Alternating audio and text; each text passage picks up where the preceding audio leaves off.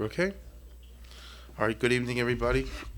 Well, for coming, and we got a lot to do tonight, so I'll just mention, of course, this is my mother's fourth Yortzeit.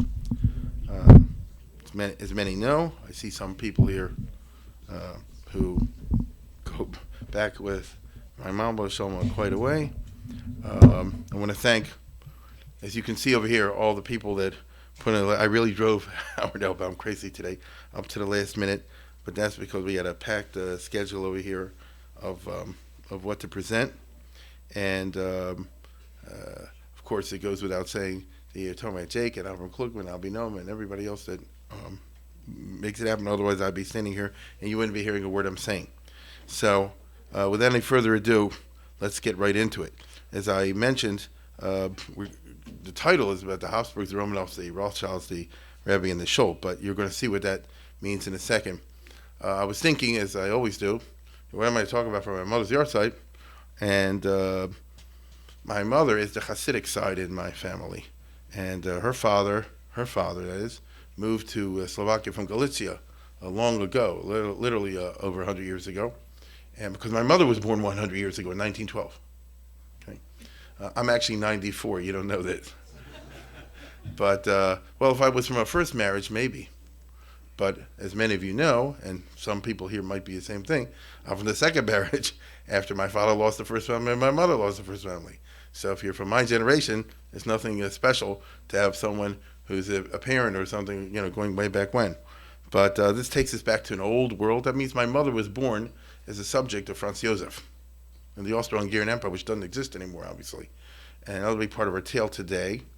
But it got me thinking along the lines that my mother's father was a Galician or Chassid that moved, for whatever reason, from Galicia to Slovakia, as many did. I would say half of Hungarian Jewry are people who moved from Galicia to Slovakia for economic reasons in the course of the 19th century. At least half of the Jews of Hungary, maybe more. That's how Hasidism actually spread into Hungary. It's the only other country other than Poland that Hasidism spread into.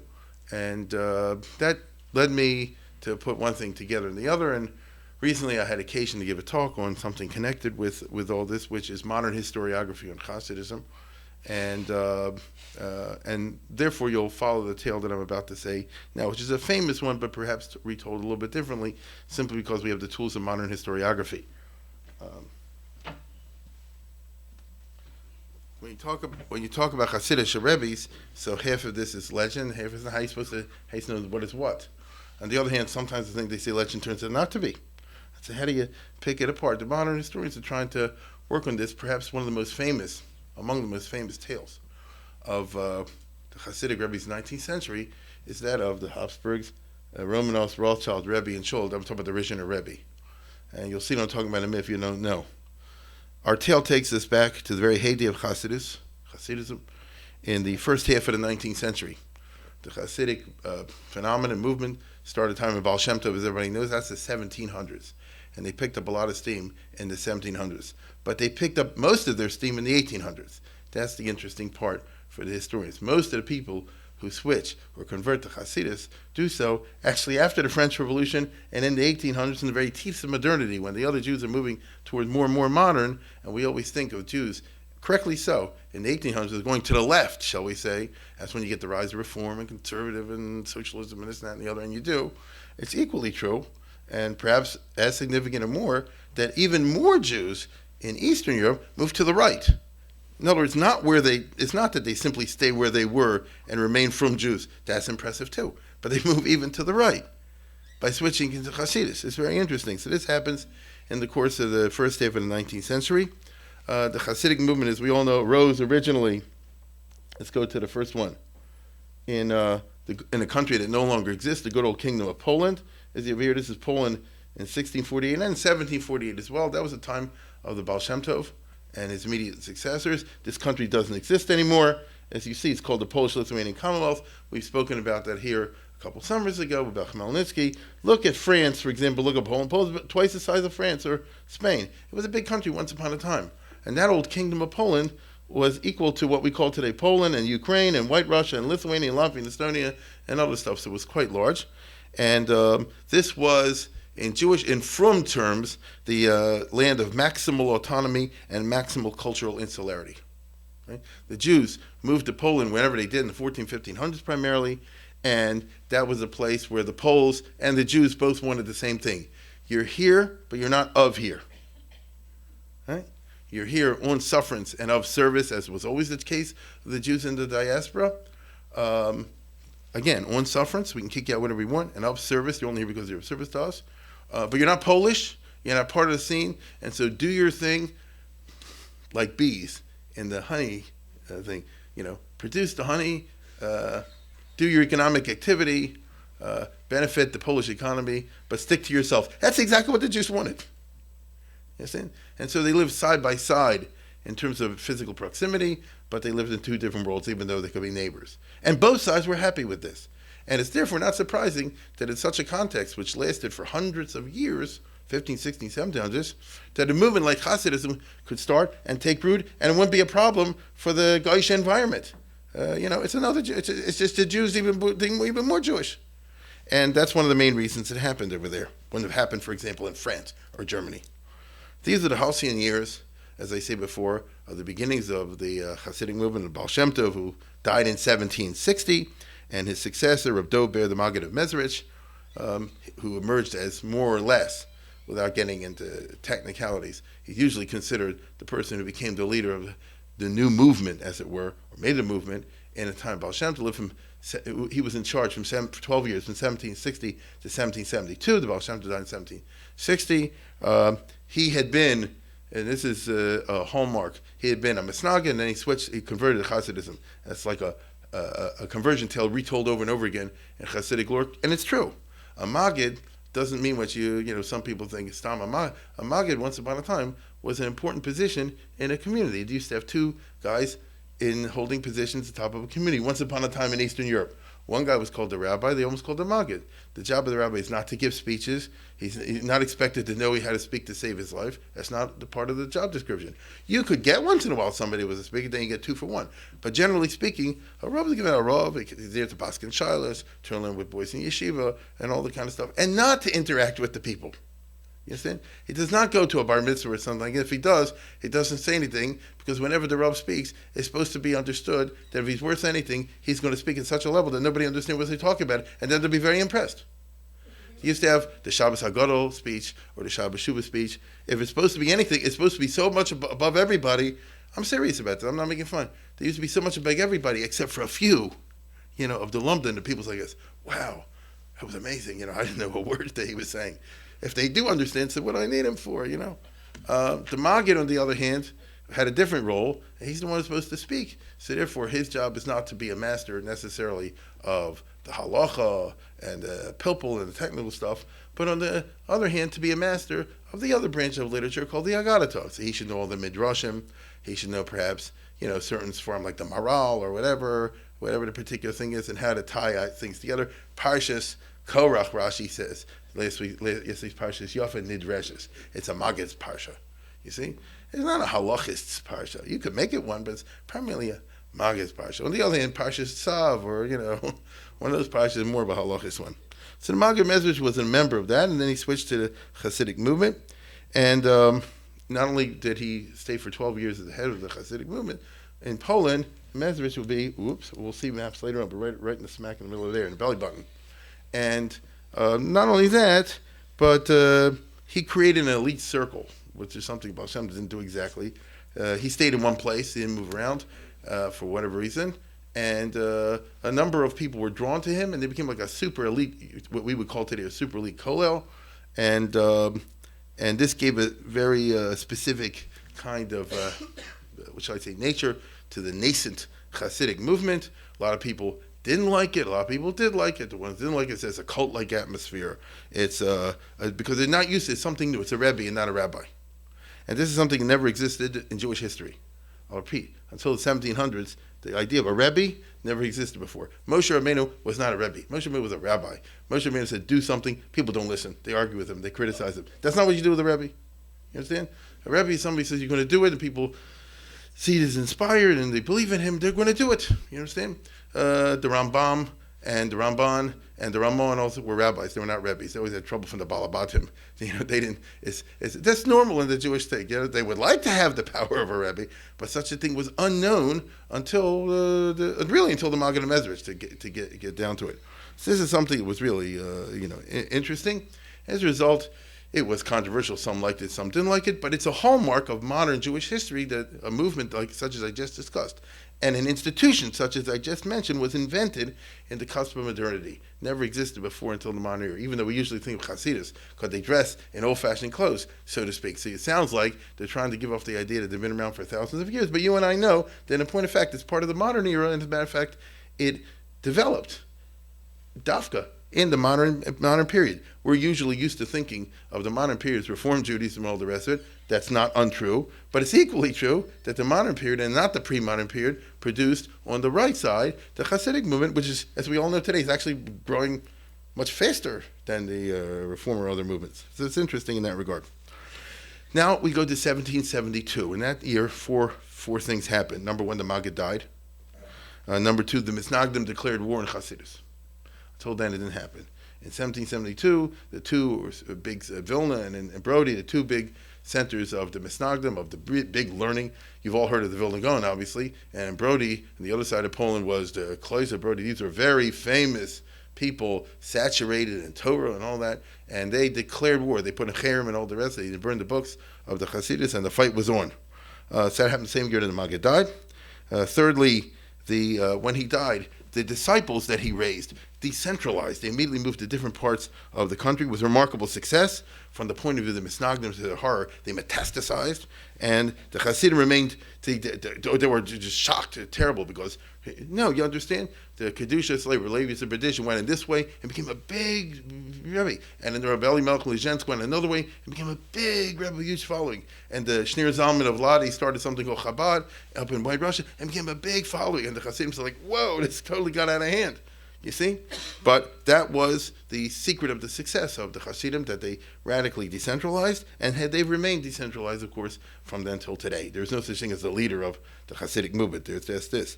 The Maggid's son, therefore, the son of Maggid, was just another great Rebbe. He was not the only one. His son was Avram HaMalach. They call him HaMalach. You can understand it means he lived a very abstemious life, the opposite of luxurious, and this sort of thing.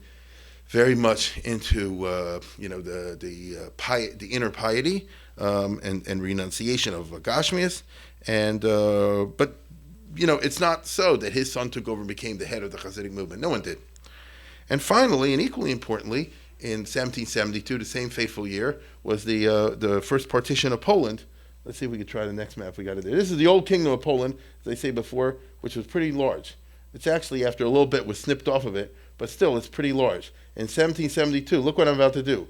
Austria bit off this, Prussia took off this, Russia took off a slice of this, like taking a slice of beef off of everybody, and there was nothing that Poland could do about it because the three countries that ganged up on them were much stronger than the Poles for a variety of reasons which need not concern us here. Poland was disorganized politically and militarily, and the other neighbors were able to take advantage of it. And so this is of profound significance because let's put it this way. The partition of Poland presages 40 years of turmoil, during the course of which Hasidism finds itself under a radically new environment called the bureaucratic absolutist state. All that's fancy words for saying the following. Back in the time of the Baal Shem Tov, Poland was hefkeris. There wasn't really a central government in a real sense. The king of Poland was a joke. The king of Poland was a joke. The local lords and the barons and the nobles, they ran the whole show. And that means, actually, it was good for the Jews, because these guys didn't give a darn what the Jews do in their own communities. They said before, you're here to be like the bees that produce the honey. Just stick to yourselves. We don't have nothing to do with you. I deal with you in the marketplace. I may do a business deal with you and all that, but for the rest of that, get out of my way. That's exactly what the Jews felt. They said, I deal with the guy and they do business with him, but get out of my face, you see? And so the point is, it was very conducive to this kind of cultural insularity. It was a government, in the words of Thomas Jefferson, who said the government governs the best, it governs the least. Poland was certainly a case where government governs the least. You had to pay your taxes, of course, that goes without saying. Money, they wanted from you. But other than the money, they didn't really want anything for you. I'll give you an example. Did they interfere with what the Jewish community does in terms of education, of marriage patterns, of things like, no, it's not what a shul looks like. They don't care about that. It's beneath their contempt. And as far as the Jews are concerned, You're B'nai Makanta. And everybody's happy. Now, that really is the way it was. This is now changing radically. And the reason it's changing radically is because this map over here is going to be replaced. Eventually, Russia will take all of this, and Austria will take all of this, and Prussia will take all of this. And there'll be nothing left. They'll all be part of the three neighboring empires, and those are three different types of states altogether. They are not countries like the good old Poland of lackadaisical lack of government, and whatever goes, and the Jews are there, but they're not really there. On the contrary, these are what historians refer to as the bureaucratic absolutist state, which means, of course, that they're absolute monarchies, they're dictatorships. This is the old days before constitutions came along, this right at the time of the French Revolution. So every king is absolute ruler. And they're, on the other hand, the Tsar of Russia can't run everything. I mean, you literally can't run 50 million people. Can't read all that every day. You have to have bureaucrats. And in the days before computers, you can't stay on top of all the bureaucrats. Don't even try. So what really happens is that the government is run by people appointed from the top down all the way down the line, but at the local level, it's very little to do with the one at the top, unless the one at the top really wants to interfere, as will happen in our story. But generally speaking, 99% of your life is not run by the king personally, although he can do so if he wishes, but it's usually run by ministers, by bureaucrats, by third-level people, the paper pushers, as they call them, and all the rest of it, but they really had the power. And the bureaucratic absolutist mentality is one in which I want everybody in the country to be exactly cookie cutter, because that makes life easier for us to fill out the forms. And therefore, why do the Jews have to be a different religion? And why do the Hasidim have to dress so funny? And why do the Jews have to do this? Why do the Jews have... Why can't everybody... In Austria, they say, why can't everybody be German Catholic? In Russia, they say, why can't everybody be Russian Orthodox? In Prussia, they say, why can't everybody be Prussian and Protestant? What's wrong? Why are you making trouble? You see? And this was the problem. And it's interesting that I just told you the Hasidic movement arose dafka in that environment.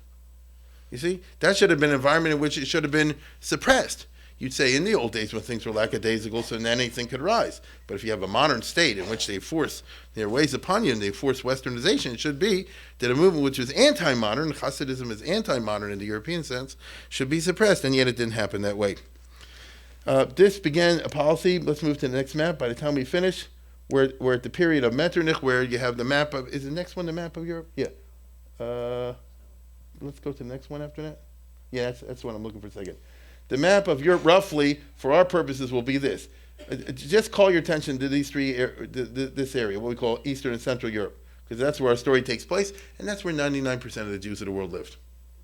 Your parents and mine, for most of us anyway here, whether you know it or not, come from that, for the great majority of us.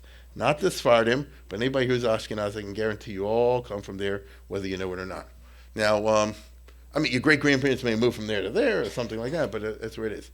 Now, if you notice, it's three countries. This was Poland, this was Poland, this was Poland, but it's not anymore. Russia, which is this yellow thing, took over all of this. Then you have Austria-Hungary, which is a nice piece also. This is the Polish part, what you call Galicia, and this is the German part. So instead of the old map of Europe, now they're under three dictatorial, westernizing states in which they want everybody to become modern and less Jewish and all that sort of thing. If we go back again, this was the era, one more, associated with this guy, who will be part of our story. Metternich was the prime minister of Austria. He organized the European political system after the defeat of Napoleon, and he was a very smart guy, and what he basically said, I mentioned this yesterday in Parshas Korach, he said like this: listen, there's 3 or 4 or 5 countries that rule everything. As long as we make peace and get along with each other, then the thieves will rest secure. If we just have to never be stupid enough for Austria, Russia, Prussia ever to get into a fight with each other. As long as you can't fight with each other, then the rest of the world can jump in a lake. We'll own and rule all this stuff. And he was right. And so he was against liberalism. He was against, democratizing. Not so much because he was anti-liberal, although he was, but because he said like this. Like we know today with the Arab Spring in Egypt and places like this. When the democracy comes, ver vase, all kind of terrible things rise to the top. Right now, leave me in charge. Leave the Tsar of Russia and the other ones in charge. And so for 40 years in Europe, you didn't have liberalism, but you had peace and you had law and order. And his argument was, that's better. So that's the situation that we have over here. And most of Poland, where all the Jews live, ends up, let's go to the next map. Most of Poland ends up being in the Russian Empire. Under Russia, I would say they get 90% or more of Poland. So all the Hasidim, I said that wrong, the vast majority of the Hasidim will end up under the Tsar of Russia. And the way the map finally ended up at Congress of Vienna, they call it, was that Poland will be two parts. There's this part over here, central Poland. There's Warsaw and Lublin and places like that, Lodz, wherever you come from. And that'll be called Congress Poland, set up by the Congress of Vienna. And that'll be directly under, that's under Russia, but they have it's a Poland under Russia. There's a constitution that the Tsar promised to respect. And there the government will be Polish and the administration will be Polish, just it'll be under him. And then there's the rest of Poland, which is directly under Russia, and that he can do whatever he wants with. And so that means if you're Jewish or Hasidish, over here, the Russian government has to be a little bit more restrained. But if you're over here, which is the Ukraine and White Russia, he can kill them, he can do whatever he wants. It's totally given over into his hands. That's the way they called the Metternich solution of the problems of Europe. Okay? So what it means is, if you're Hasidish, for example, as they say before, you're going to have the irresistible force and the immovable object. You have Tsarist Russian, the bureaucratic absolute state, this dictatorial thing, but they want everybody to Russianize, up against this brand new movement called Hasidus, which is spreading like wildfire, and people are joining it all the time, Dafka in the 1810s, 20s, 30s, 40s, and 50s, and 60s. And what's going to happen? Okay? Early on, in 1825, the Tsar of Russia switched from the old guy to the new guy, and it was this guy who was one of the great anti-Semites in history, Nicholas I, who ruled for 30 years. He was called Hatzar Hatzorer, Yamach Shemo. And he ruled Russia for 30 years. He was rough on the Russians, and he was even worse on the Jews. He hated the Jews, and he systematically tried his best in the 30 years to try to stamp out Judaism because, as I say, like all dictators and bureaucrats, he said, why can't everybody just be Russian and Russian Orthodox and be the same like everyone else? After all, they're not black, they're white. You can assimilate them into the population. That's what he said. And so we don't have to put up with all this stuff. The Jews, Nebuch, always like to think that the king likes them. And so when Nicholas I became the Tsar, the first time he made a tour, a zillion Jews came out to see him when he passed through Lithuania or White Russia, and they thought he'd be honored by all this. And he was so turned off. He said, all these black-coated people, where do they all come from, and this kind of stuff. And it's terrible, and they're so ugly and disgusting, although the women are pretty. That's what he said. That's what he said. Now, anyway, he really had a final solution in mind, although this is not Hitler at all. This is not even Stalin. This is the civilized 19th century. His final solution is that, not to kill anybody, but to systematically deconstruct the institutions of traditional Judaism and then switch it for something else. He was very aware that if you switch it to reform, we have this in his private documents, in the government documents. If you switch it to something like reform or even conservative, that'll be much easier to push it all the way into Christianity. He was well aware of the power of Hasidism, which at the end of the day is an anti-Russification movement, is it not? As I said before, the whole idea of Hasidus, among other things, it is an internal spiritual kind of thing, no question about it, but it also is one which says we don't want to be like the Goyim. They don't want to dress like them at all. We don't want to talk like them at all. We don't have nothing to do with them at all, other than with it. Now, it's not violent, and it's politically quiescent. They're not in favor of revolution or anything like this. They simply say, we don't want to be part of the 19th century. In that regard, we're like the Amish, if you wish. But the problem is, of course, that they're never the Amish because they don't stay by themselves elsewhere. They're smart, so they buy things, they sell things, they have a big role in the economy, and they're all over the place if you allow it. Because of its strength as an anti-weakening movement, Hasidism gained vast numbers of converts in the early 19th century, which means that lots of people who might not have any time for this Rebbe business or this Hasidus stuff, they say like this: the way the government is pushing and the way the Maskilim and others are pushing to undo Judaism, if I want my children to remain religious, I better send them to a Hasidic situation. I'm not crazy about the payas and all the rest of it, but I'd rather have that than the alternative. That really happened. And so a lot of people said the non-Hasidus is too weak. The Misnagdim have no group to resist the pressures of the government, of the society. If you join a Hasidic group, automatically you have a Rebbe that you listen to, with total faith. And if he says nobody should put on this different clothes, if the whole group listens, they listen. By the Misnagdim, you know how we are. The rabbi says this, the other one says, I don't agree with him, I do agree with him, this one says this about the internet, that one says that. At the end of the day, everybody does whatever they want. That's not good in that kind of environment, and it's a fact that in terms of resistance to these kinds of pressures, the Hasidim were more successful simply because they created a social model of internal group cohesion. Not that that was the original plan. I mean, it wasn't a political kind of movement, but that is a byproduct of what Hasidism is, right? If you believe in the Rebbe, and your wife does, and your kids do, and everybody does it, and when the Rebbe says stand, you stand, and he says sit, you sit, and go here, you go here, and go there, you go there, automatically you have political power. You understand? Whereas a rabbi, generally speaking, does not have any political power. And so the Rebbes were not politicians in the sense of political power to participate in Russian or European politics, but they were interested in politics of the Dalit Amos, of their own turf, and they were much more successful in this regard because they commanded that kind of a following. And now we go to our story. Okay?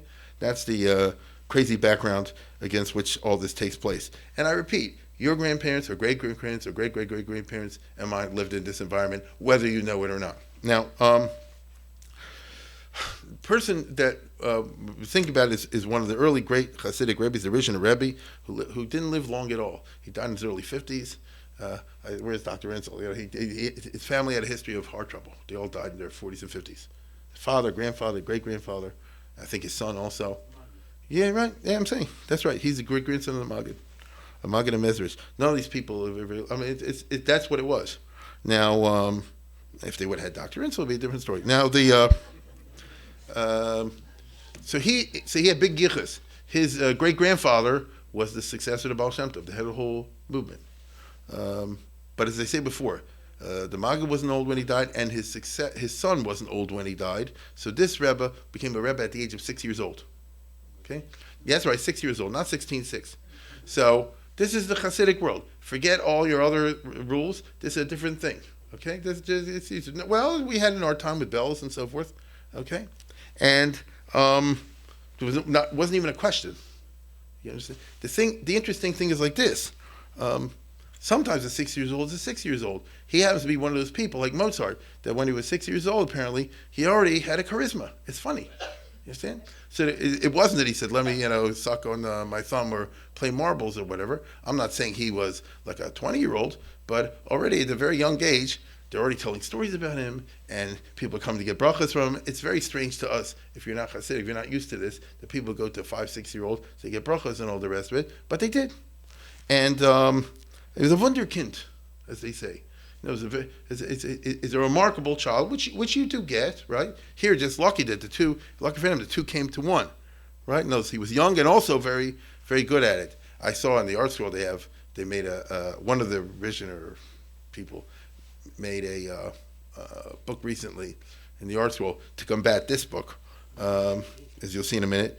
But they had stories which could very be true. He says he was 6 years old and he went into sukkahs, the first time sukkahs into the sukkah, and he's not wearing a heavy coat. And this is Russia after all, and they're saying, well, it's freezing. The sukkah is so warm. How can you say it's freezing? You know what I'm saying? The Kedusha of the sukkah is warm. They thought, oh, that's great, Or he was saying Kaddish the first year, and he's 6 years old, and someone else couldn't keep up with him or something like that, and he said something to the effect, let this guy say Kaddish. But what about your father? My father came and told me in a dream, really, I don't have to say Kaddish because he's in heaven. There's no point in saying Kaddish, right? Except you're trying to get somebody into heaven and out of any other situation.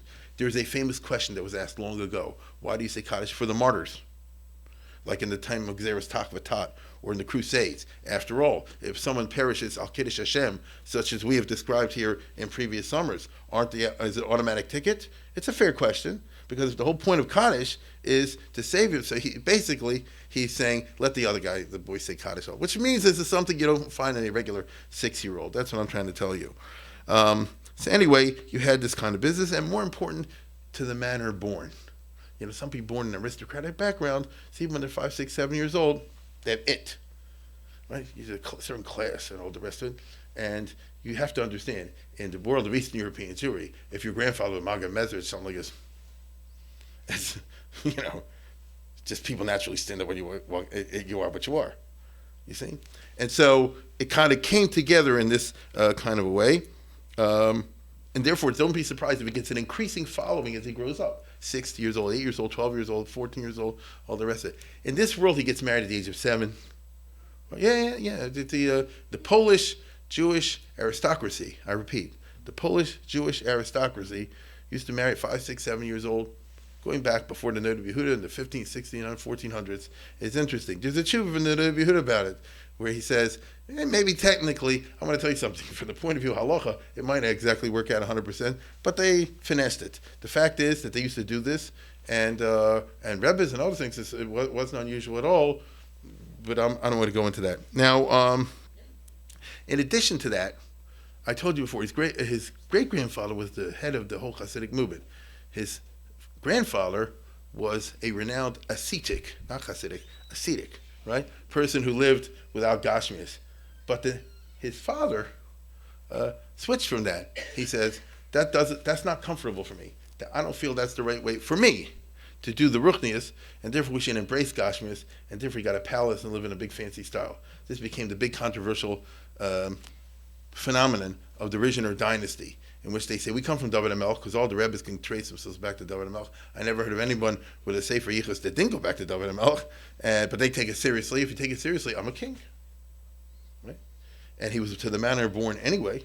And his great-grandfather was the head of the whole following, and this is a kid from the age of 6, and even his father's son had a following. But even a kid at the age of 6, he's surrounded by increasing numbers of followers. And so if you're a misnagid or you're removed from this milieu, you can smirk. And they did, no question about it. But if you're Hasidic, you saw this as grand and wonderful. Right? And so the result is that he grows up embracing a royal lifestyle, a palace, a stagecoach like Cinderella, his own orchestra, everything that a Polish nobleman of a high scale would have is there. As a matter of fact, he never was able to grow a beard, according to the story, so you only could grow a mustache. Yeah. And therefore, he ends up, and he dressed in the style not of what you consider to be a Hasidic Rebbe, but that of a Polish nobleman. It's in there. Do we have a next picture of the? Yeah. Here's Rembrandt's famous picture of a Polish nobleman with the mustache and without the beard, and wearing a certain stick and the certain robes and all the rest of it. This is roughly speaking what he dressed. We have no pictures of him. Roughly speaking, he dressed like, all of which caused other Hasidim to talk like crazy. But you know how it goes. Some say it's terrible, but the majority say like this. He is royalty. And, if you did it or I did it, it's one thing. But there's an old line from a Rabbi Kemefregenskin Kashas. So they do their own way, and you have to back off of there. I remember a couple years ago, I read a story that reminded us because of the trip I made to Israel this past January. A couple years ago, I read a story of a guy who was growing up in Tarvadas back in the 40s, or actually in the 50s maybe. That's what it was in the 50s. And the point is like this. He was saying, whoever was the principal of high school, I don't know, was super anti-Zionist. And he said, Ben Gurion, you can't even look at him because Russia, the Chazanish didn't look at him, and all this kind of stuff was just terrible, terrible. Nobody should have any thoughts of this. And then this guy says that in the Yiddish paper that week, in the Morgen Journal, which was the more religious of the paper, that's what my father used to get, there's a picture, which I saw in the Sdei Boker in Ben Gurion's house in the Negev Desert. If you go in there, they have all these photographs. We were there this last January, and one of them is, you can understand Ben Gurion with Winston Churchill or with Truman or something like that, and with Charles de Gaulle and with the Kloisenberger Rebbe. Right? He's a little bit funny over there. But apparently, if I understood it correctly, when the Kloisenberger Rebbe made Aliyah, which wasn't so common in those days, in the 50s, so Ben Gurion wanted to encourage and make a big deal out of that, so they come to the airport. So this kid goes to the principal of high school, and he says, you said I can't look at it, this is the Kloisenberger Rebbe. And the principal says, from a Rebbe came a Fregnish Concussions. You understand? That they're beyond their hasagas, but it's not for you. Okay? So the same thing over here, you don't go and live a fancy lifestyle and live in a palace all the rest of it, but you're not a Rebbe, you're not from David HaMelech, you're not from the great-grandson of Magen Mezrich, and you don't have it, which he clearly does. The person who is a natural aristocrat and carries himself with the royalty and all the rest of it, this is the person that deserves to be driven around, as I say before, with the high lifestyle and live, literally in a palace and all the rest of it. Now understand, he couldn't, I shouldn't say that way, I gotta think. When you're talking about Hasidic, anything is possible. But I don't think this would have pulled off if he would live a gluttonous lifestyle. You get what I'm saying? Now, if it's purely, and we've had those kind of rebbes also, you have all kinds. Someone who's a conspicuous consumption person, that's something else. But if you have someone who's not conspicuous consumption, he didn't eat a lot. You see? And he didn't really, live it high and mighty in a gashmiistic, what shall I say, very materialistic kind of lifestyle with all the newest appliances. But on the contrary, it was done with a very, I would say, he's famous for being in a very ascetic kind of eating schedule and things of this nature. So you see that it really is more like Louis XIV. You're doing this to make an image for the public, right? And, you're not going to wild parties or anything like that. They didn't do any of that kind of stuff at all. So rather, it's the idea of malchus in the classy sense as opposed to malchus in the other sense. Now, if you're a Moscow living in the time, you say it's all baloney. This guy's making millions of bucks, he's ripping everybody off, and these Cretans are too foolish to understand what's going on. But the fact of the matter is that he was in business till he died, and none of this, not one penny in the Hasidic movement is forced. True? It's all voluntary. And so people do it for charisma. So you're talking about obviously something that's extremely charismatic, and as I say, he was able to combine very successfully in the early part of the 1800s a kind of opulent lifestyle combined with a ostentatious abstemiousness, if I can use that term. And the Hasidim therefore ate it up. Now, at that time, the Tsar of Russia, Nicholas I, is trying to figure out how to stop the Hasidim. You can't just kill them. This is the 1800s. You can't get away with that. Russia wants to be a civilized country, and they were considered a weird but civilized country in the 1800s. So the government said like this. One of the problems with the Rebbe's is they get in the road and they hit the road and they make a road show and they get huge following, which is true. If you think back long ago, when my great-great-great-grandparents, your great-grandparents live in Ukraine, in Galicia, in White Russia, a place like boring, no movie, no internet, no nothing, no library, Shabbos, just another Shabbos and so forth. Once a year comes P.T. Barnum and Bailey. Once a year comes a Rebbe, or twice a year, or 3 times a year. You understand? There's the show side of it as well, because he shows up with a whole retinue, and they take over. And listen, the singing and the dancing is something that doesn't happen in a kehillah typically, and they talk about it to the next year until the next Rebbe comes along. So this was a feature that got him a velt of followers. So the Russian government grounds the Rebbe's. The Tsars say they can't go on the road. Well, all that does is flip it, and it becomes a site of pilgrimage. That's how Lubavitch started to be Lubavitch, because people started moving there because they grounded him, and they say you can't go around on the road. So we have this tug of war going on in this strange way in the 1800s over there. What do? There's a Cold War, therefore, between the Tsarist regime on the one hand and the Rebbe's, who must be on guard of breaking any Russian law and giving the Tsar Nicholas a rope with which to hang them. Because if they do anything that's clearly breaking the law, that's exactly what they want to do. That'll give them what they're looking for. And so it's a fine line between maintaining a Rebbe kind of lifestyle and attitudes, and running afoul of the Russian law, because they would love to send you to Siberia on real charges. They would love to arrest somebody on real charges of smuggling, for example, or Geneva, or things like that. And I don't blame them, because they were cultural enemies. The original Rebbe made sure, as some Rebbes did, to get a lot of money in order to be qualified what they called member of the guilds. In Russia, under the old Tsarist system, it's not true that there's one law for everybody. It's like the Middle Ages. There were different laws for different people. So if you're a member of the masses, there's one set of rules that apply to you. If you're a member of one of the merchant guilds, the third, the second, the first, you have separate laws. They don't interrogate you the same way. They can't arrest you on the same fashion. If 2 people do the same crime, if you're a member of a high guild, you get a lesser punishment. They didn't have a problem with this in Tsarist Russia in those days. And so he was a member of the second guild, which of course means that he engaged in business, but what probably meant was he had all these rich Hasidim, among others, among the poor ones coming, and everybody cut him in for a piece of the action, and therefore he has a lot of money in the bank, and therefore he has a lot of money to invest. And in those days in Russia and in Europe in general, if you have a lot of money, legally speaking, you're considered a higher class person. The Hasidim responded to all these things with bribery, passive resistance, trying to take care of a local official. I mean, what else can you do? You can't stop a dictatorship from doing what it wants to do. You can only ameliorate it by making sure at the local level it doesn't quite happen. And this is very typical. Not long ago, they published now the book about the 3 yeshivas in Lithuania. The Volozhin yeshiva was officially closed down in 1820s. You hear what I said? 1820s. Now, actually, it went on until 1893. How'd that happen? It was closed down on the books. Right? But as far as the local sheriff is concerned, it's closed down. Of course, he gets bribed every week or every month or something like that, or Pesach time, to say it's not there. And that's how you do it. You see? If the law says that everybody here has to cut their payas, but it's done at the local village level, they write a report. Everybody cut their payas.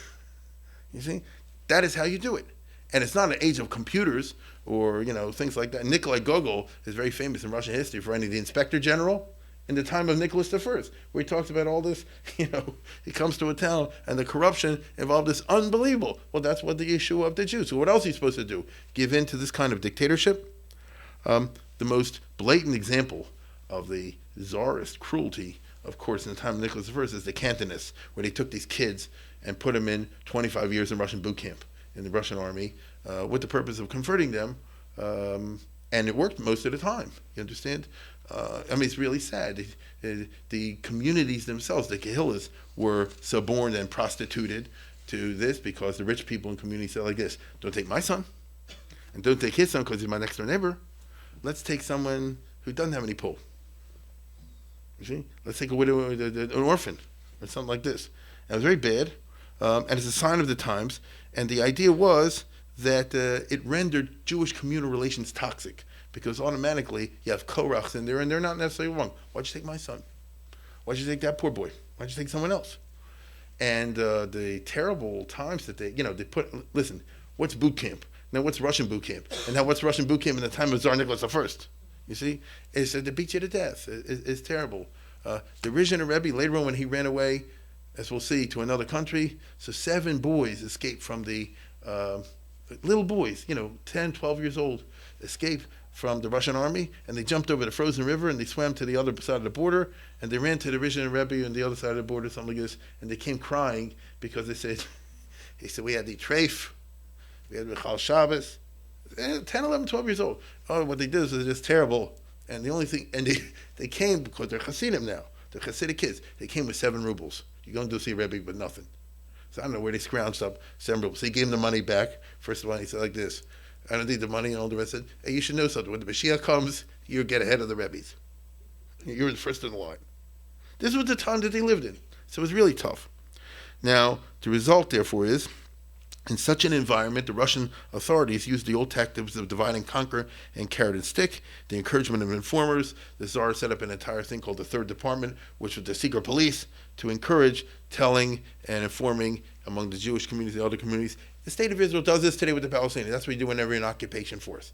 You have to develop local snitches. It's the old rule. It is what it is. As a result, in Tsarist Russia, there was a particularly intense form of the very traditional Jewish visceral hatred against Moserim. A Moser is a person who informs. If you tell the Gentile authorities a secret or whatever is going on in the Jewish community, this is already in the time of the Gemara, and it's ancient law. There's a strange Talmudic law of Mesira, which means you can kill somebody who you regard as a Moser without due process. Right? If I say this person is a Moser, and we're able to convince the people that it's true, then they'll say, yes, then bump them off. And you could do it. And they did it. The Rambam says this is done every day in the Orei HaMa'arav in Western Africa. It's an interesting phenomenon of Jewish history. Like many legal systems, political crimes are dealt with in a separate manner. Okay? It's not officially so in American law, but in courts of history, over the course of time, there's always been a very big distinction in many law systems between a regular crime and a political one. We were not long ago in Venice, and you take you to the Doge's palace. And there they're very proud, and they had right to be, that Venice was a republic and not a monarchy, and they ran on law. There's a big sign in Latin that the equal prosecution of law is the foundation of the republic, which it is. And they show you that you had the witnesses, and here's the crime, and all the rest of it. Then there's a little room over there. What's that? That's for political crimes. 3 people hear about it. If they you kill them right away. You see? In America, we pride ourselves in not having any distinctions in law between regular crimes, political crimes, but it's a lie. We live in a city called Baltimore, Maryland. Baltimore, Maryland, for example, was occupied by the Union Army in the Civil War, and Abraham Lincoln suspended the Constitution and just arrested people and threw them in without trials for years in the Fort McHenry concentration camp, and they shot other people and all the rest of it. And when it was all over, then the Supreme Court said, no, that was bad boys. You see? Franklin Roosevelt, as you all know, rounded up all the Japanese and put them in concentration camps. And the reason they could get away with it was because the public said, it's a political crime, it's got to be handled. Just as you and I'll bet you, have no problem with the fact that they suspend the Constitution and stick these guys in Guantanamo and throw the key away, and I say good for it. Now, I wouldn't say it for a regular crime, But this is, you say Al-Qaeda is a different story, and it is. So I'm simply trying to point out to you that the distinction in the law system between a regular crime and a political crime, and that one has a weaker standard of due process, is not unique to Jewish law, but Jewish law shares it in the case of the Moser, the person described as an informer. There have been different reactions in Jewish history of governments to the killing of Moserim. Sometimes the Gentile governments were okay with it, sometimes not. It's very famous. The Gemara in Baba Kama says that there was a certain guy who was a Moser, and he came to Rav, and Rav said, "Don't do it anymore." And he said, "No, I'm machmina, I'm going to do it." And Rav's student was Rav Kahana. This is not Rabbi Kahana TA. He's Rav Kahana. So he, so angry, he decked the guy and hit him so much he knocked his block off, literally killed him. He said he cracked his mafreket, right? He hit him so hard. So then the Rebbe said, I guess, whoa, that's a little too much. Why? Until now it was the Greeks, and they were not makbed ashvichas damim. But now it's the Parsim, and they are makbed ashvichas damim. You have to run for your life. And so before then it was the Parthians, and under the Parthians, that regime in Bavel, they allowed the Jews a lot of autonomy. And therefore they said, let the Jewish people take care of their own informers, all the rest of it doesn't bother us. But later on came the Iranians, by the time of the story, and they said, they're going to go get you, and it goes to show you, some governments care, and some don't care, and there you have it. In Spain, in the 13th century, in time of the Rosh and the Rajwa, it's very famous that the Spanish governments allowed and encouraged the Jews to, assassinate informers. In fact, they sometimes ordered them to do so, which is a little strange because they're the ones who were getting the benefit of the informing. But I promise you, it's true. So there's a strange history over here. In Tsarist Russia, there were two types of Mosrim, the Maskilim and the regular jerks, right? Real hilarious. The Maskilim were protected class. The Maskilim were associated with the government. They made sure that they're known to the police, and it was understood if anybody lays a hand on them, they'll get into trouble. And then there was the regular informers, this guy, that guy in Shul, and that one, the others, who, for one reason or another, either doesn't like somebody, doesn't like who was treated by the Jews. It could be Stam Shmo, and the result, and he tells on people, and he says, "Oh, this guy says that he has two kids. Really, he has a third kid that's was never registered at birth. But if you find him, you can draft him in the army." You get what I'm saying? And so, it was really bad, and so the result is that the Maskilim were dangerous to mess with, but the second class were less so. Typically, the attitude of the Jewish community is a wall of silence. And so what you have a situation is that somebody would be identified by the community as a Moser, or right or wrong, and he'd disappear. And where is he? Nobody knows. And I didn't see anything. And so the police can make an investigation if there's no body, and there's no witnesses, and no crime. And especially if the local police commissioner is bribed. And this is how life was lived once upon a time. Again, that's the background. And now in 1836, specifically, there was a famous called the Ushitz case in a town called Ushitz in Ukraine, where such a thing happened. I'll give you it's a very famous story. It will be after today. And it involved the most remarkable consequences. And this is the way life really was lived. The opening scene of the Ushitz case took place in February 1836 when fishermen from a village of Vonkvansia in the province of Podolia brought up their nets an unidentified human body. Pulled out from beneath the frozen ice cover of the river. The body showed signs of severe wounds and had been weighted down by tying heavy stones against its legs and its neck. The district police, the Russian police, were informed, and they launched a routine investigation. The investigation was carried out by a committee headed by the Ispravnik, that's like the local police chief, and the district doctor, and another court official. Despite an intensive inquiry, no one was able to identify the victim, suggest a motive for the murder, or identify the perpetrators. The body was buried, and the whole episode would have ended quietly, as many similar cases most probably did. However, that was not to be, because Isaac Königsberg, a professional Jewish informer from Disna in the Vilna province, reported to the civilian governor of Podolia, Grigory Leshkarov. Now, this guy went to the Russian general, and he said that the murdered person was none other than Yitzhak Aksman, a Jewish informer from Ushitza, well known to the authorities. According to Königsberg, the Jews murdered him together with another informer named Schwartzman of the town of Sokolsky in Ushitz, who had also disappeared. The governor was ticked off by this, and he instructed certain officials to reopen the investigation. In reply, the official stated the investigators were well acquainted with Aksman, but the body had not been his. In other words, the local officials have been bribed. Trouble is, this guy went higher. Okay. However, it proved impossible to locate either Oxman or Schwartzman. Without a body, can't do anything. Laskarov suspected that his officials were not telling him the truth, and he sent a personal representative to initiate an independent inquiry. The new guy had the body exhumed and shown to the officials and to the Jews. None of them identified him as Oxman. The whereabouts of Oxman and Schwartzman remained a mystery. Remained a mystery. Then he reported to the local governor general of the Southwest region, a high Russian official, Guriev. He was conscious of the extreme gravity of the case, and he called for a thorough investigation, and he instructed the local officials to be removed from the investigation and appointed a special committee of inquiry, whose officials came from somewhere else. At the beginning of May 1836, he drew up a detailed report, sent it to the Tsar, to Nicholas I, who took a personal interest and instructed Guriev to do everything possible to determine the truth and bring those responsible to trial. Bummer, right? In other words, he had a nice little murder going on. As usual, it was a typical Thursday in East Europe, and what do you call it? They had the bad misfortune that the body was picked up by a fisherman and all the rest of it. He had a bad accident, when I was in college, long ago, obviously. I used to have a friend. He was an Irish guy. He was from Mississippi. He grew up in a different South, not the South of today. And he said, they had some black guy they didn't like, and he was arrested, and he found him bottom of the river. And I said, how did what the police do? He said, they said he must have run away and run into the hardware store and got all entangled and rolled down and fell in the bottom of the river. You see? And this was the KKK days, So this was that's not so different from what we're talking about over here, except that in a bureaucratic absolutist system, if the guys at the top want to do something, and some of you work in bureaucratic apparatuses, for the government or something like that, if they want to come down, they can. And that's what happens over here.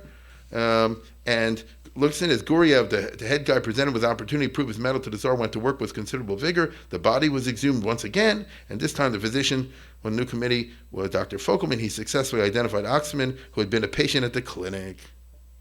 Right? The commission inquiry held several sessions. By the end of May 1836, he was able to report that many Jews had been arrested. The efforts had been made to locate all those involved, some of whom had escaped. At the end of June, the Tsar ordered monthly reports on the progress, and it got pretty bad. Make a long story short, Oxman and Schwartz had been thorns in the flesh of the Jewish community, mainly in identifying missing persons, like I said before, telling on people to get them drafted in the Russian army. It was decided in some forum that the community, to get them killed. A rumor had it that the community heads had been consulted in the matter, and also they had consulted with a famous Hasidic Rebbe who had been visiting in the vicinity, named the Rishon Rebbe. Right? This is what report said, who had then been staying in colleagues in the district, and he had given in consent to the murder.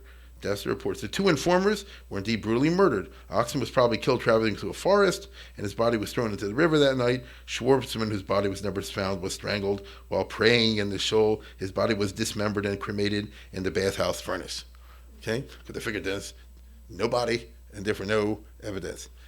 This is as I said before, this is a side of life that, let me tell you, this is a political crime. If you tell and get in trouble the community per se, at that time they had the sense of a community to say that this is something where you're offending against everybody. And as I said before, there's a long, it's a long Shulchan Aruch. You don't know. Problem is no due process. You say, how do you know you got the right guy? That's always going to be the problem with the Moser, and that's the exception to the rule. Usually Jewish law is extremely strong on due process and throwing out cases on lack of due process, but this is an exception. And anyway, all the Jews in the region, according to this guy, knew about the murder, which was practically committed in public. They kept silent of discipline and communal solidarity, divulging no information. And let's put it this way. After the discovery of the body, efforts had been made to obliterate all traces of the events, and local officials were silenced by huge bribes as usual. Had it not been for the intervention of the third informer who had aroused the authority, this would have faded into oblivion. This bore fruit. By July, 50 Jews from various communities had been arrested. Most were heads of communities and elders, but also women and children. They were taken to a monastery, put in separate rooms to have separate interrogations to prevent coordination of the testimony. The interrogation during which the prisoners were mentally and physically tortured. This is Tsarist Russia. There's no such thing as your ACLU. exposed almost all the details of the murder. Consequently, more and more Jews were arrested. In August, a certain Hasidic Rebbe, the grandson of Rav Zusha Anipol, was thrown into jail, suspicion, and it got bigger and bigger as you understand what I'm talking about. His library was confiscated and so forth. So this was the famous thing that got out of hand. To the Tsarist authorities, this was an opportunity to get the Rishon Rebbe, and they didn't invent it. You understand?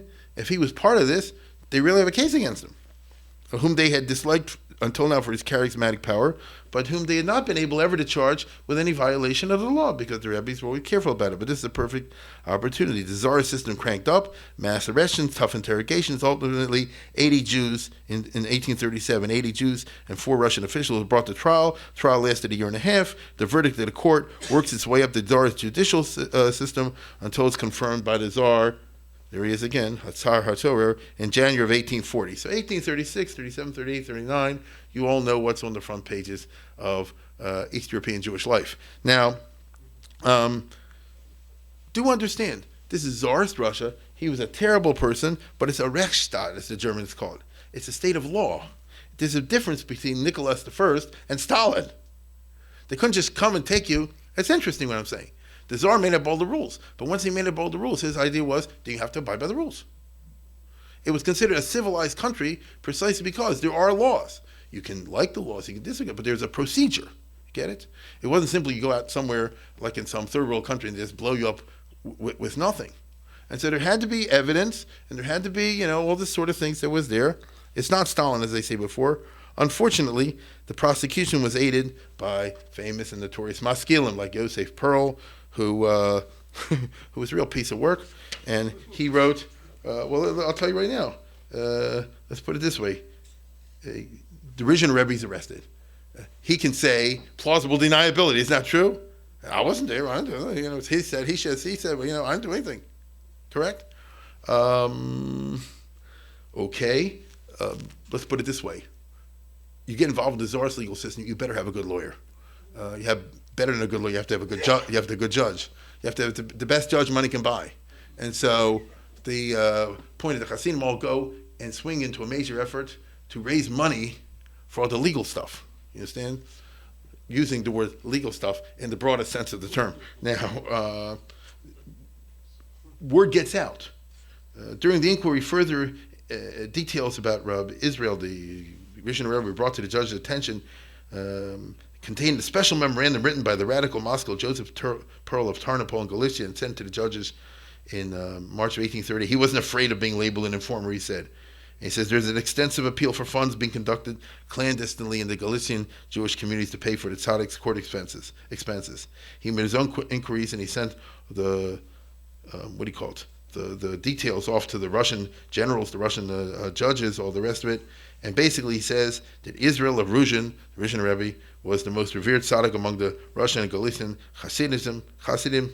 Being registered member of Merchants Guild, he enjoyed freedom of movement, was able to work unimpeded for the dissemination of this terrible thing called Hasidism. And for this reason he was treated with great consideration during the inquiry. But he knows that he was behind the murder. That's the bottom line. Okay? He told the way it was.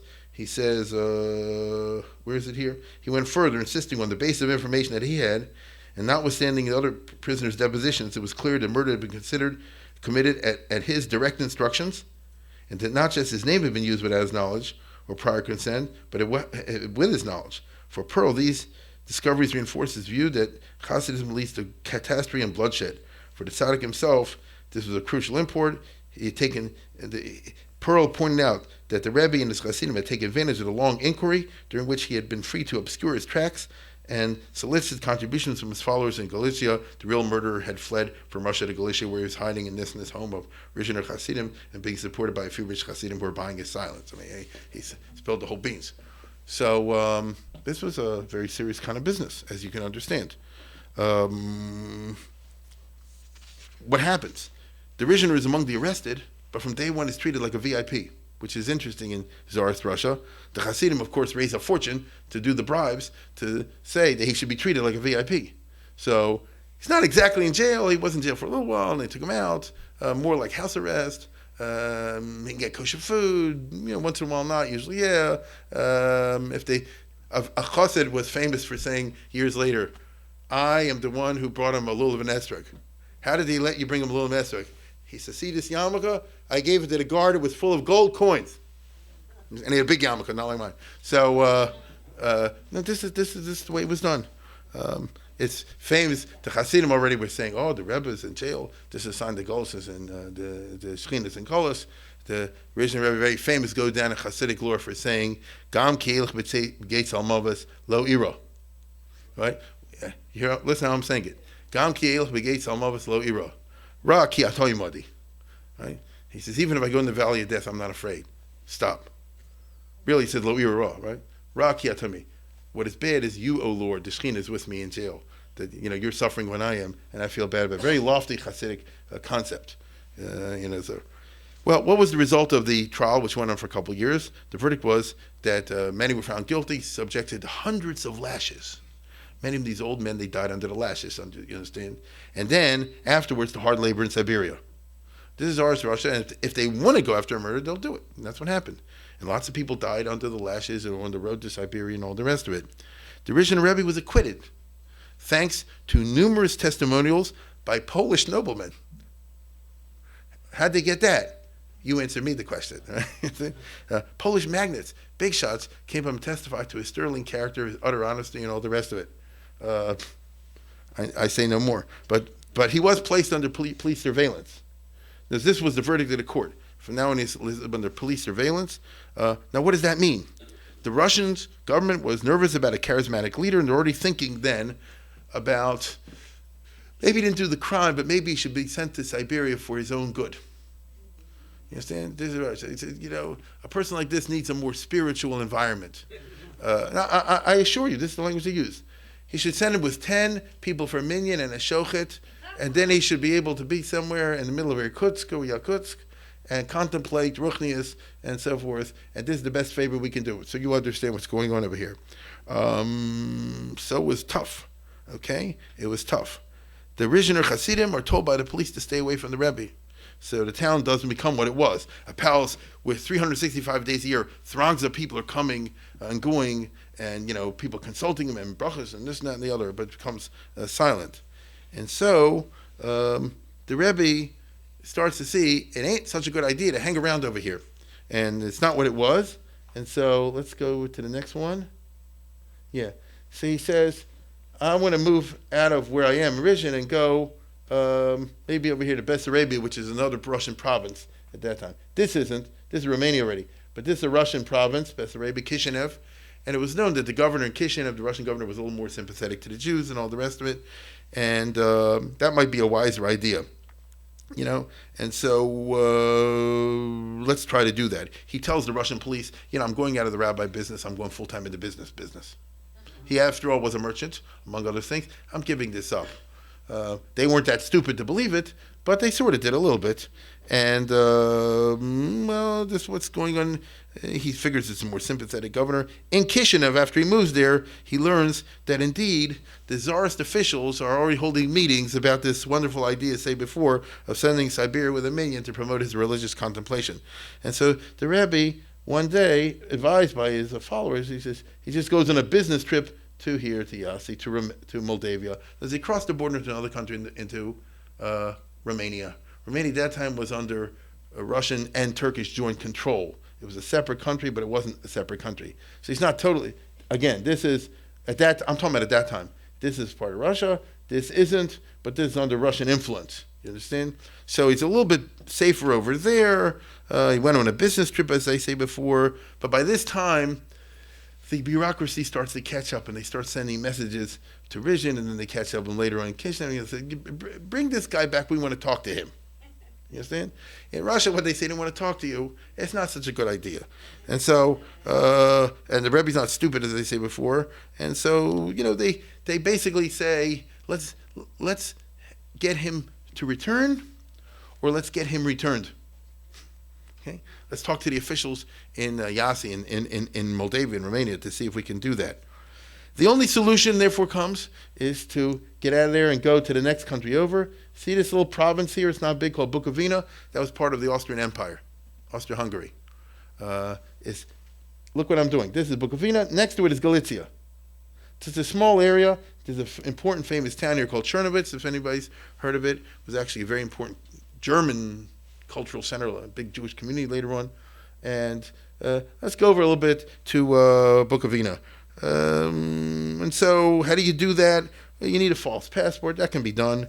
How do you get over to it? It's January of 1842, right? January 1842, freezing. It's not as freezing as it's going to be in Siberia. And so they tell you, hit the road. How do you cross a border? How do you cross a border illegally? You find a chassid who knows how to cross a border illegally. There was a famous smuggler in those days. We know his name. His name was Nosson Shimon Horowitz. And it seems like you want to, the Rishon Rebbe, this one's a freebie.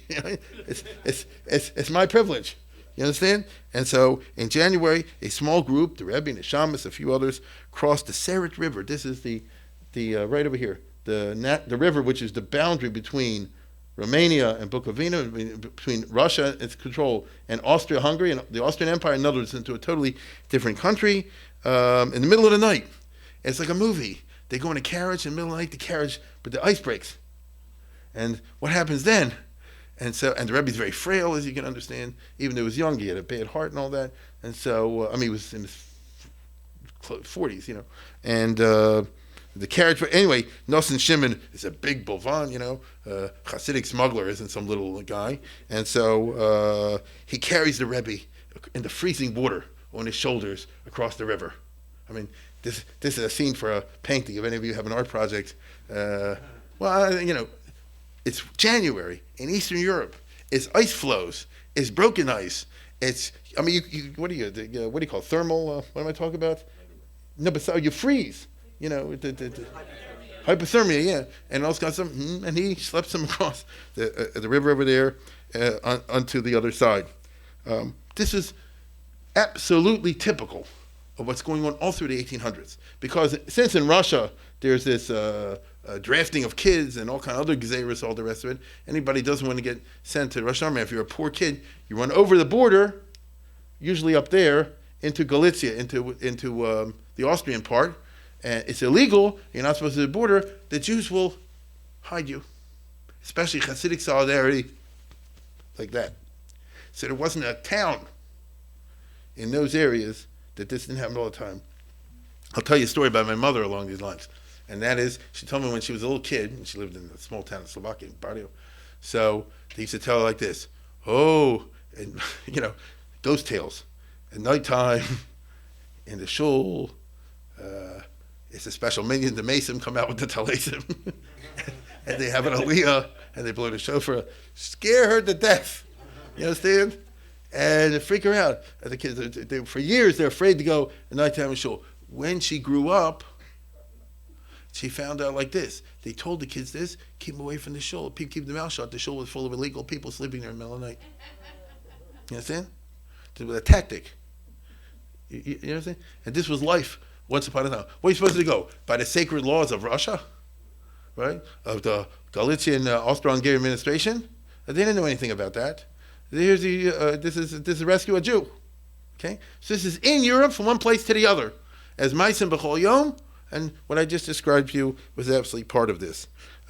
One could say, if one wanted to be very religious about this, if you know the history of the 18th century, Austria lost all the wars, and therefore there were a bunch of military boobs. They can never get anything right. And from a certain stupid reason, which is too complicated for me to get into right now, at one point, Joseph II, the Austrian emperor who lost all the wars, was given this territory by Catherine the Great.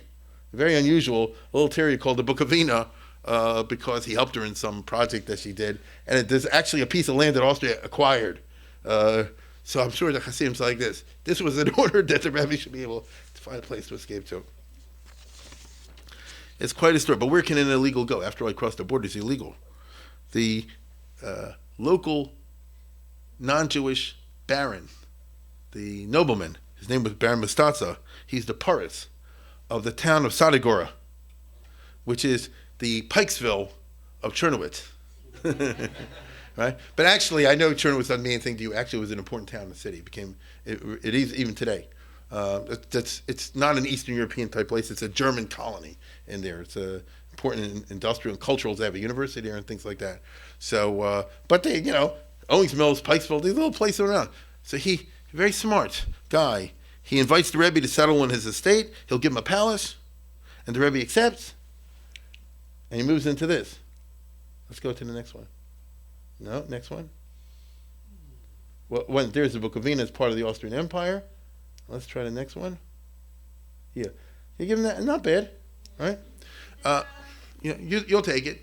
And they become, and now some of you know you've been in Israel. Go to Sadiger for the Chasana. The origin became the Sadiger. You understand? Sadiger is nothing but Polish for Gartenberg. That was Baron Gartenberg that had a garden and a hill.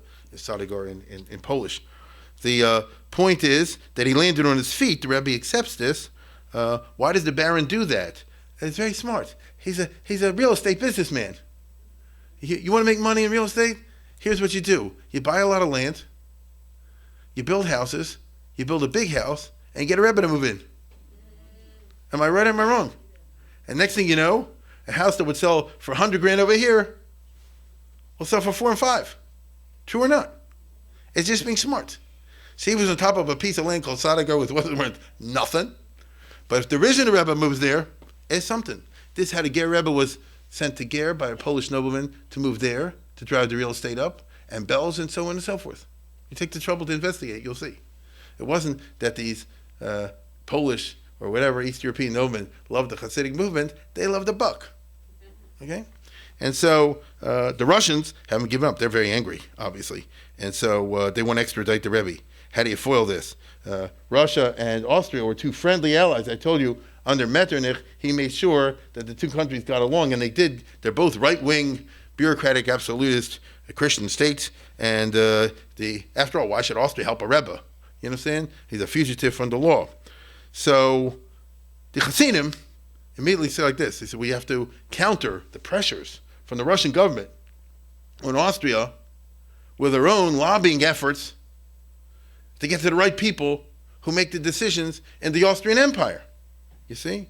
And so, first of all, they have to concoct a whole baloney story to turn the Rebbe into an Austrian subject, because after all, he has no business being there. He's born in Russia. Well, with enough imagination and enterprise, you can do anything in a court of law. Nathan did not hear that. And anyway, and again, I want to read you this, and this is just a very brief kind of synopsis of what happens over here. He says the whole story sounds like a novel. Immediately after the Rebbe's arrival, his Hasidim began to spread the false tale that he had been born in Sadagora. After all, if he's born there, then he's an Austrian citizen. Very soon, they found a marvelous piece of deceit with which they could secure a residence permit. One of the townspeople happened to find in the municipal records that an 8-year-old boy named Israel Donenfeld had disappeared from Sadagora 50 years before it. His fate was not known. Right? Now, how come somebody just happened to find that in the municipal records? Okay? The boy's parents, Hertz and Fagi, were no longer alive. So it was decided that the Rebbe would take over the boy's identity. He would spin a tale for the Austrian government officials at Chernowitz, telling them that as his family had been desperately poor, he had been adopted as a child by a rich relative, Sholem Friedman of Porovitch, then on a business trip to Sadagora, who took him back to Russia. Having grown up in Russia as Sholem's adopted son, he took the name of Friedman also, As to the obvious question of why he returned to Sadagora, physical ill health. He's looking for good doctors, and we all know the good doctors are located in Sadagora. Okay, this was the cover story used when an official request was made for a residence permit in his name. The Rebbe was summoned to Chernowitz for interrogation and verification of his papers, but the resourceful Hasidim, who feared some such measure, secured a certified document from the Chernowitz district physician to say that he was sick and he couldn't travel such a long distance. Right? Sounds like what people are doing for their jury duty. The authorities had no choice but to dispatch an investigator to Sadagora. The Rebbe didn't know German, and he used this guy's services as an interpreter, and he was required to answer a long, tiresome series of formal questions about his family and himself. It was a well-organized and extraordinarily successful tissue of lies, making most of the gullibility of the Christian townspeople. The Rebbe, full of self-confidence, even told the official to ask the people of the town, and all of them, Jews and Christians alike, will swear on a stack of Bibles that all the words are true. The official, who did in fact call in several Jews and Christians to testify, was dumbfounded by the flood of false testimonies. Quote, one of them said that they had studied the Baba Kama together when he was a baby. I remember him when he was a kid.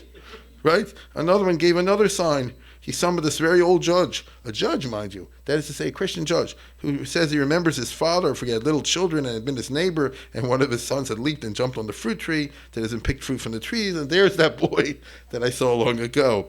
And then there came some relative from Russia and took that son with him, and he was overjoyed, for now no one would damage the trees. I remember that boy very clearly. Now he came back home.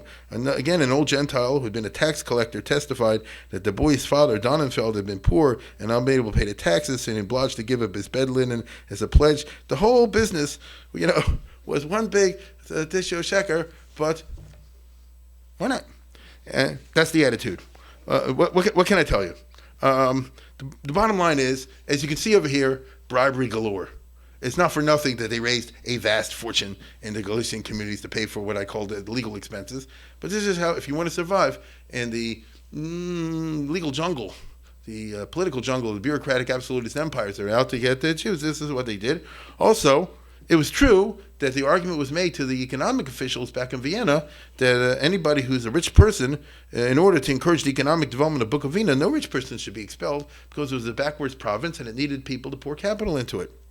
The Russians were real angry about all this, and they forwarded their information to Vienna, and it became clear that the Rebbe was lying and is really a Russian subject. And so for 3 years, from 1842 to 1845, Vienna becomes a place where the Russian pressure is counterbalanced by the Jewish lobbying. Because the Hasidim proved to be very, very sophisticated over here, and they asked themselves, who's in charge of the final decision process in the Austrian Empire? The guys with beards and payas, and they find out there's Metternich, it's the emperor, it's this, that, and the other. Who do you need to get to who to get to who to get to who? And that's how they operate over there. Now, it so happens, by good fortune or providence, that the Austrian Empire was in a funny situation at that particular moment in 1845. The old Kaiser, the old emperor, was Francis I. He'd been there forever. He was a strong emperor, a very big anti-Semite. They all were. And he was not a handsome guy. They're all pretty bad looking. But, look, they don't look like us. But the fact is that he was a very autocratic and, hands-on type of guy. Now, it's very weird. When he died, the Austrian Empire is a big state. When he died, he had several children. I don't know why, but the decision was made that it should go to the Bechor, who was this guy. Now, the reason I mentioned, I don't know if you look at him closely, he really was mentally defective. Now, I don't mean it actually is true. You understand? I mean, he was considered, in those days, they called imbecile. So, why did they let him become the emperor? And with all the rest of it, but they did. And he was the emperor of Austria from 1835 to 1848. Okay, Ferdinand I. What it really means, therefore, is that he's not in charge. It's the apotheosis of the bureaucratic, right, absolutist state. Who really is the one running the show at that particular time? This guy, right? So the emperor doesn't know what to do. We'll tell him. He had the meetings, he ran the bureaucracy, and the emperor simply signed the papers. He knew how to sign his he knew how to sign his name. I mean, he wasn't totally out of it. He was just 3/4 out of it. And so the result is, it's a sad personal story, but it is what it is. And that means that this was a particular moment in the history of the Austrian Empire where everything ran around one guy who wasn't even the ruler, but was really the power behind everything. Now, at that particular time, if you know anything about Metternich, he had a high lifestyle, he had lots of girlfriends, he ran palaces and this, that, and the other, and therefore he's always broke. It's not surprising that his best friend developed over the years into this guy, right? Now, he loved Rothschild because of his nose, you understand? From day one, from back around 1812, and a very fascinating article was recently published a few years ago by Niall Ferguson, some of you, the famous British historian, on the Metternich and the Rothschilds. It's actually extremely fascinating. Has to do a lot with railroads. And you'll see in a second. In the 1840s, Solomon Rothschild is at the peak of his power because he has many chips with Metternich. He's lent them money forever, and you lend these guys money, you understand what that means. You're not coming back. That's number one. And number two, at this particular moment, in the early 1840s, Rothschild has a seminal role in the development of the railroads in Austria, which is the cutting technology of the 19th century. That is what the computer is to us today. Let's go to the next one. Here's eine jüdische Bankiersfamilie, right? A Jewish banker family. Rothschild is, where do you get the government doesn't have any money. They really didn't. They always had to do bonds and things like this, borrow from the Rothschilds, I promise you. And so where do you do something to develop railroads? Infrastructure, as they call it today. The government can't do it. Rothschild's the only guy who can put it together. And so they really, really, really need him, even though he's not a full citizen, because it's very anti-Semitic Austria. Austria will always be Austria. True? Vienna will not really change. But nevertheless, they really, really, really need him. And so let's put it this way. If he asks him for a favor, and it's for one guy out in some little stupid little palace in a suburb of Chernowitz, it'll probably happen. How do you get to Rothschild? Rothschild not a chassid. The answer is Rothschild deals with famous other Jewish rich merchants and rabbis. And in Eastern Europe, the two are not necessarily not identical. There were plenty of rabbanim who were millionaires because they're also engaged in business. They didn't need a salary. One of the most famous of these is the Berish Meisel of Krakow, later of Warsaw. He's a misnagid. Yeah, I know you think you look at this. It's not true. If you actually know how the dress works, he's a misnagid. And from the old, Meisels is an old rabbinic family, going back many years. It's a super yichusdika situation. And so he's got no time for rebbes and this kind of business. He's, his grandfather Amar or something like that. And so how are you going to get to him? It's a very famous tale that's told that the Hasidim go to him and say, you got to go to the Rothschild because you know Rothschild, and Rothschild can talk to Metternich, and Metternich does everything, and the emperor just signs his name. And so he says, I'm not wasting any time with it. Does he know how to learn? You don't know how to learn. I'm not interested in these guys. The whole Rebbe is a bunch of baloney, is racketeers and all the rest of it. No, he's the real McCoy. What do you mean he's the real McCoy? He's a Malchus. You fall for that? I don't believe the Malchus. If you just saw him, you would understand it's Malchus. And so the famous story is, he said, I don't believe it. They said, watch this. He said, I'll tell you how it is. When he eats at the table, and he always ate in public, he eats at the table, he eats the soup like this. Not like a Jew. Right? And they said, get out of here. That's the baby. You try it. He said, so he came home, and it's involuntary. And now that I told you, you'll see next time you have soup, maybe on Friday night, whatever, you'll see if you all go like this. Right? And it won't work. Only someone with a natural monarchy, a natural aristocracy, you understand, like this. And so that's how the story goes. And the end of the story is he was persuaded to use his good offices to get to Solomon Rothschild. And Solomon Rothschild gets to do Metternich. Metternich is the guy that counts. And next thing you know, the Austrian government turns down the extradition request. Okay? The Rebbe wasn't interested in getting Austrian citizenship. He takes Turkish citizenship. Well, that way you can't get under anybody around here. The Turks are far away. I can tell you in the First World War, this is only in Europe do you have this bureaucracy. In the First World War, you understand what I'm saying? The Rizhiner Rebbe, the Chartkover Rebbe, all these people, the Boyana Rebbe, were Turkish citizens. In the First World War, Turkey took it seriously and wanted to draft them. And they had to go to the Austrian government and work that out. You understand? But ordinarily, the Turks are far away, especially in the 1800s. And it's a famous story. The Rebbe says, I'm a citizen of Jerusalem. The Maskilim, who hate him, try to get him expelled from the dual monarchy. They go around Rothschild, of all things, and they say, this guy's dangerous to have over here, and he really did the murder, and get rid of him. The Rebbe counters, or his people counter, by getting to Montefiore, who was passing through Vienna at that time. These are the two of the most famous and wealthiest Jews of the 19th century, and they say, this is a Jew who's being persecuted just because the rabbi, and Montefiore puts in a word for him, and that outweighs him. So it's a chess game. Who can outmaneuver who? Montefiore knows the Rebbe providentially through his Eretz Yisrael, his Palestine activities.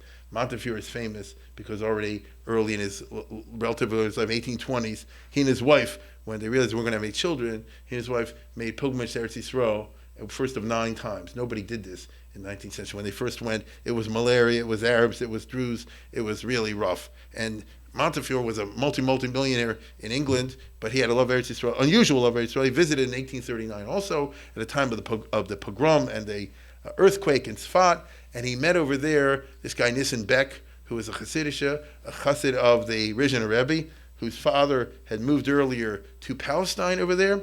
These are among the old Yishuv. They were in the printing business. He was a person, he wasn't a Litvisha, right? So he wasn't part of the kollel in the sense they went to sit and learn. But he was a Hasidic. He said, but he wanted to have a business. So he tried printing, he tried farming. When Montefiore met him, he said, that's the type of Jew I'm interested in. He wanted productivization, like they're talking about nowadays. And so they became friends. And then he said, oh, my Rebbe's the original Rebbe, he's the real thing, and all the rest of it. And it all came together. The Rebbe's finally relieved of legal pressure. And after that, in 1845, 1846, he's safe, as it were. He lives another 5 years. He dies relatively young in 1850. In 1848, he buys an estate.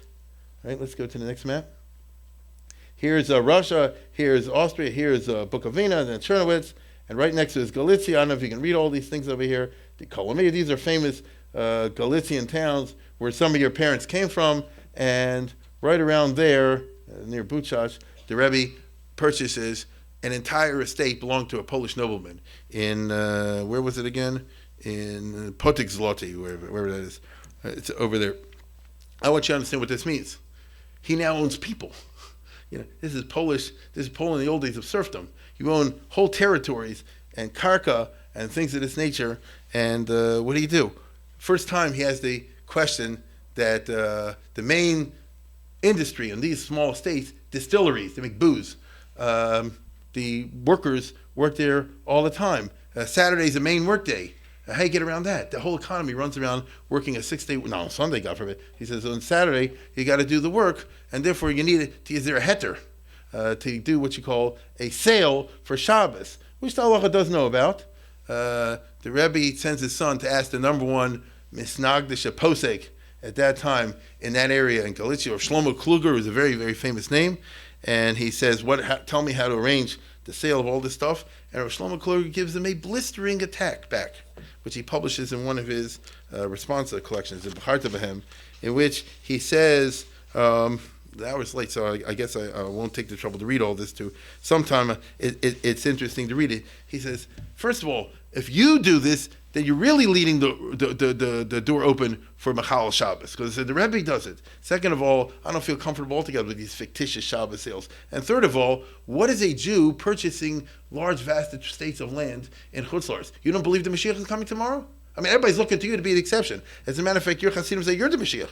So, which they did. So, you're buying an estate over here. It's bad enough if someone has to purchase a house. Everybody's got to live. Yeah, that's a fact. But to purchase a fancy house and build up super and an estate, all the rest of it, is a treason against Judaism and all the rest of it, and they kind of had to back off. This is a whole history, this sort of thing. And I don't know if this triggered or certainly fed into the Rebbe's proto-Zionism as we come to near the end. Because already as a Rebbe, he had been unusually active in what you call the early efforts to build up a Jewish presence in Israel. To be perfectly honest, the Hasidim are the first ones, before anybody else. The first Hasidim came in 1777. They said they're going to move to Israel.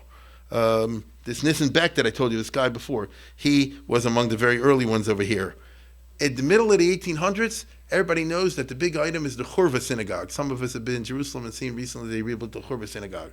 This was due to the fact that in the early 1700s there had been a debt, and the Arabs had knocked down the old neighborhood and taken it over. And it wasn't until 1815 that the Ashkenazi Jews were able to get the Turkish government, who needed European support, to cancel the debt. After 100 years, it wasn't going anywhere. And then it took them another 40 years until the Crimean War to get Montefiore to use his efforts to get them to do what? To allow the rebuilding of the Churva Shul, which they built in a huge, fancy manner in the 1860s,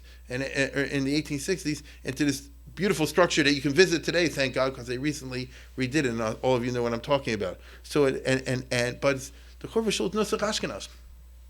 The original was, what about the Hasidim? What about Nusach Sfard? We want a big, fancy, gigantic shul too. How you going to do that? He says, ask Montefiore, ask this guy, ask that guy. It doesn't work. And by the time he dies, the money has been collected to a certain amount, but they can't get anything done. It isn't until 10 years later that this Hasidic guy, Nisenbeck, goes to Vienna, and I don't know how he did it himself, but somehow they got to see Franz Josef, the emperor, right? Who was fairly new on the throne, that's when he was still young, and he asked Turkey, he says, since this guy is an Austrian subject, technically speaking, could he have permission to build this synagogue on this place? And the Turks, in order to appease Franz Josef, they say yes. He starts going around the world. He gets money from Baghdad Jews. It's a very interesting story. I don't take too much time to go into detail. Tiferes Yisrael. He wants to call this shul Tiferes Yisrael. It's as big as the Churva shul. Most people don't even know that it existed, because we've all heard of the Churva, and the Churva was the formal shul of the community, which it was, but it's Ashkenaz, as was the old Jewish community. But as far as the 1800s go, there's a large Hasidic presence over there as well. And they want a big, fancy shul near the Kotel and all the rest of it, along the same lines.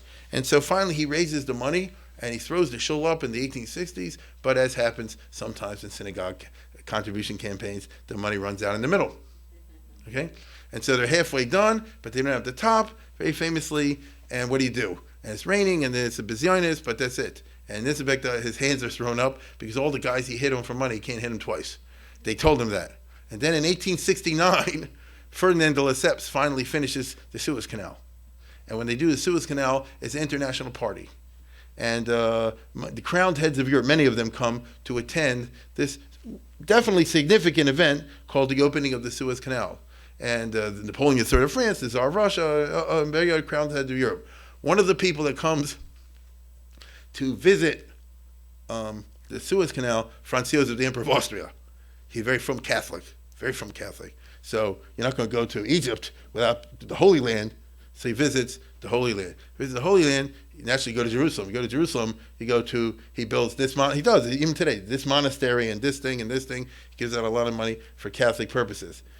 This and Beck, this Hasidic guy said like this: you should visit the Jewish neighborhood also. There's something called the Kolo Volhynia. These are Austro-Hungarian subjects, and they're very loyal to all the rest of it. He said, okay, I'll go there also. He comes to, this is 1869. He comes to visit. The shul is half done. He says, what's with the roof? And this and Beck are very embarrassed. And he says like this: in the presence of your majesty, even the buildings take off their hat, in homage to you. So Franz Joseph said, that's a good steak, but what's going on over here? He said, we ran out of the money. He said, send me the bill, I'll cover it. And he does.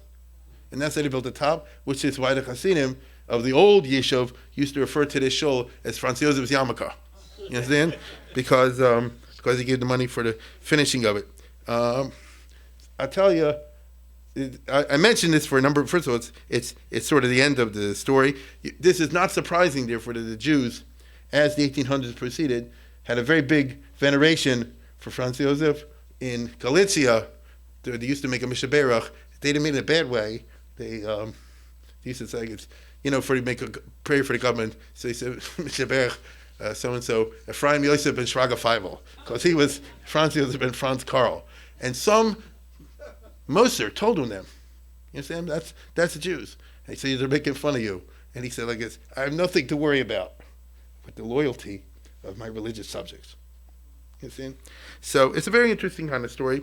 I mention this because tonight, here I come to the end. Tonight is my mother's Yortzeit, my mother's father, right? That's my mother's father. As you can sort of see, was Hasidish, and he died in 1917 when my mother was 5 years old. And even though he had cancer or something like that, but I remember she told me years ago that he was very worried when he was sick. How's the emperor doing? Because Joseph died and is 86 years old at that time, of old age or whatever. And why would you usually a chassid? Let's put it this way: in Russia, a chassid would say, "How's the Tsar doing?" It's all a pagan, you know what I mean? But it wasn't like that in Austria-Hungary. It's very interesting. We recently in. Let's go to the next one. This is the. Oh, did we do the show already? Did we do it? No. Okay. No, that's fine. This is the show. You can see how big and fancy it was. Okay, not many people know about it. The Jordanians blew it up in 1948, like they did the Churva shul.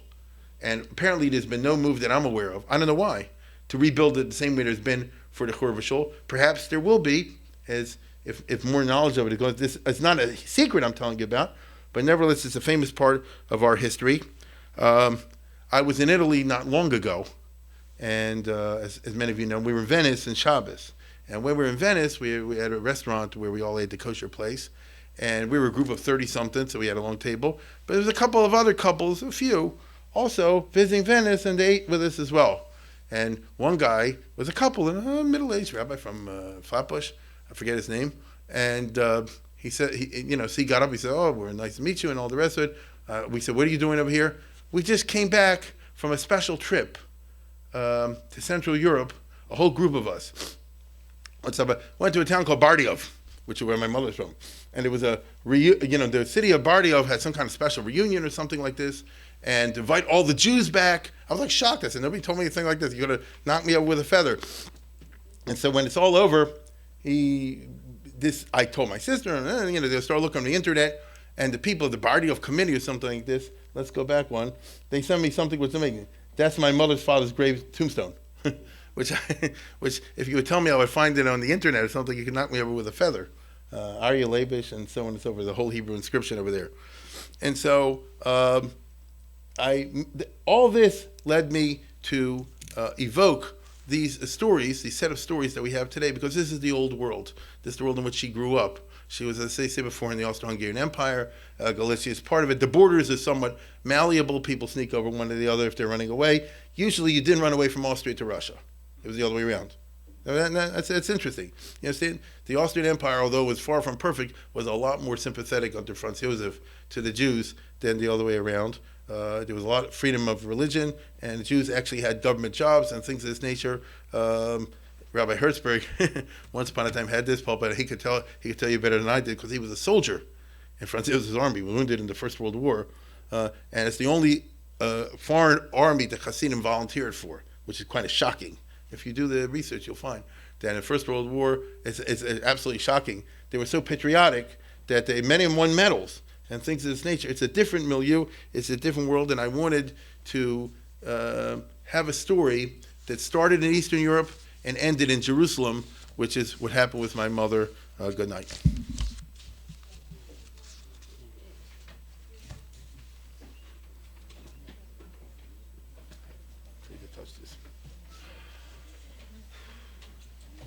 Well, Dom Mariv now. My wife was born in Chernobyl. Thank you very Oh, much. is that right? Yeah. Oh, that's so funny. Yeah, can I put a reservation for those?